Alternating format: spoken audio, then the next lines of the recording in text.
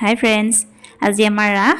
তাৰপিছত এয়া মামা আহিছে কীবৰ্ডত, তাৰপিছত মাহীত আমাৰ অম্লান আছে, তেওঁলোকে গীতৰ স্কেলখিনি মিলাব। তাৰপিছত ময়ো গোটেইখিনি আছে, লাহেকৈ ময়ো মেকআপত বহিছোঁ।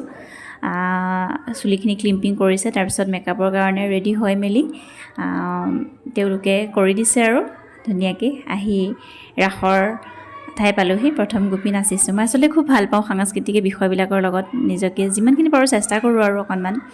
তাৰপিছত আমাৰ এয়া টিকলুটো, সি বালকৃষ্ণ নাচে। ভাবিছোঁ কৰিবনে নাই, নাচিম বুলি কৈছে। মানুহ দেখি ভয়ে কৰে নেকি, ভয় কৰা নাই যেনিবা।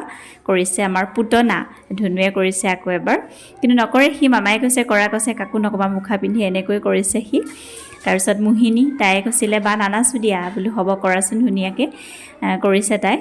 তাৰপিছত আহি আমি এয়া কবিতা দ্বিতীয় গোপী আমি গোটেইখিনি এনেকৈ কৰি মেলিয়ে আমাৰ ৰাসৰ অনুষ্ঠানটি ভালে কুশলে আমাৰ হ'ল আৰু